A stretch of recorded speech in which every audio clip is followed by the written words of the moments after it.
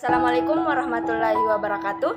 Perkenalkan, saya atas nama Nola Astilnauri dengan nomor NIM 1057111104120 dari kelas EP20B. Baik, di sini saya akan membacakan materi tentang manusia dengan keragaman dan kesetaraannya. Adapun manusia, keragaman dan kesetaraannya, yakni dapat menyadarkan kepada manusia bahwa keragaman merupakan keniscayaan hidup manusia, termasuk di Indonesia.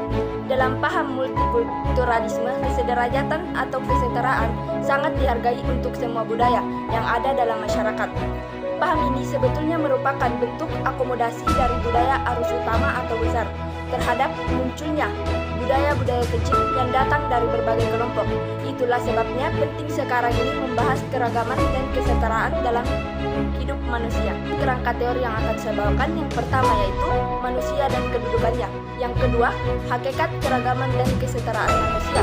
Yang ketiga, kemajemukan dalam dinamika sosial dan budaya.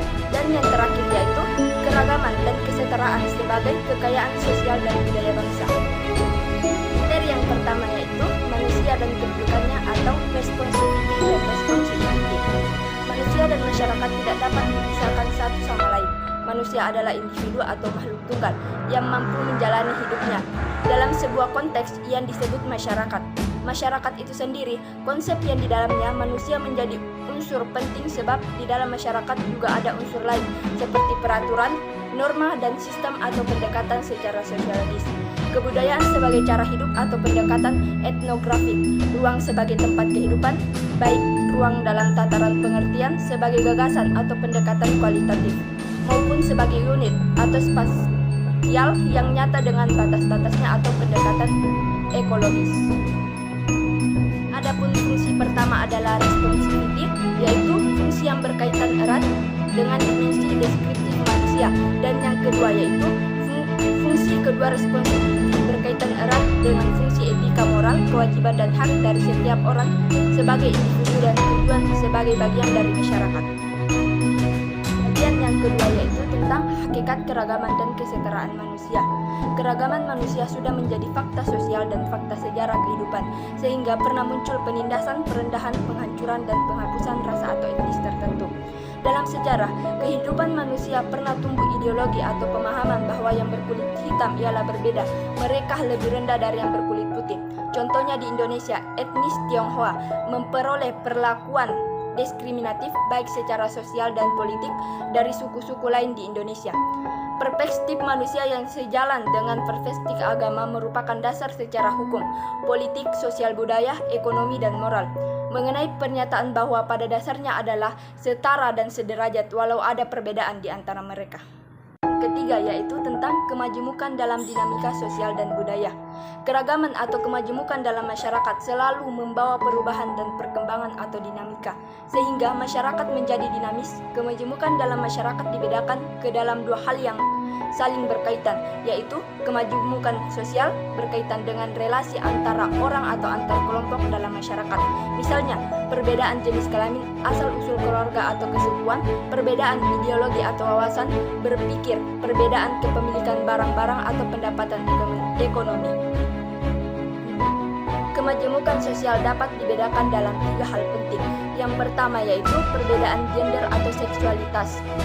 Gender merupakan kerangka sosial yang diciptakan manusia untuk membedakan laki-laki dan perempuan. Dan yang kedua yaitu perbedaan etnisitas, kesukuan, dan asal-usul keluarga. Dalam masyarakat kuno, nama seseorang kadang menunjukkan derajat kebangsawanan mereka. Tetapi masyarakat modern sekarang ini tidak lagi mengaitkan nama dengan nama desa asal, tetapi tergantung dari keluarga masing-masing pemilik nama. Dan yang terakhir yaitu tentang perbedaan ekonomi. Perbedaan ini paling mudah dilihat yang dalam terminologi Marxisme tampak sebagai perbedaan kelas sosial atau golongan kaya miskin yang sering menimbulkan ketegangan dan konflik antar golongan. Dan yang keempat yaitu keragaman dan kesetaraan sebagai kekayaan sosial dan budaya bangsa. Yang pertama yaitu kemajemukan sebagai kekayaan bangsa Indonesia. Kemajemukan bangsa terutama karena adanya kemajemukan etnik, disebut juga suku bangsa atau suku beragamanya. Etnik di Indonesia menyebabkan banyak ragam budaya, tradisi, kepercayaan, dan pranata kebudayaan. karena setiap etnis pada dasarnya menghasilkan kebudayaan. Dan yang kedua yaitu kesetaraan sebagai warga bangsa Indonesia. Pengakuan akan prinsip kesetaraan dan kesederajatan itu secara yuridis diakui dan dijamin oleh negara melalui UUD 45. Warga negara tanpa dilihat perbedaan ras, suku, agama, dan budayanya diperlakukan dan memiliki kedudukannya yang sama dengan hukum. Dan pemerintahan negara Indonesia mengakui adanya prinsip persamaan kedudukan warga negara. Adapun dampak negatif dari budaya global yang pertama yaitu masuknya budaya barat yang bertolak belakang dengan budaya timur yang sederhana, sopan dan santun. Dan yang kedua yaitu fenomena anak melawan kepada orang tua. Yang ketiga yaitu murid yang mengancam guru. Yang keempat yaitu perkelahian antara pelajar.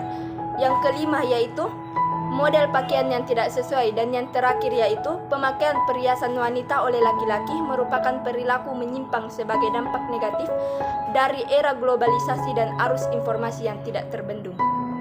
Dari yang terakhir saya akan menyimpulkan materi yang saya bawakan tentang sebagai individu yang menjalani hidup di tengah masyarakat, fungsi dan peran manusia dalam membentuk identitas diri dan masyarakatnya, yaitu responsivity dan responsibility.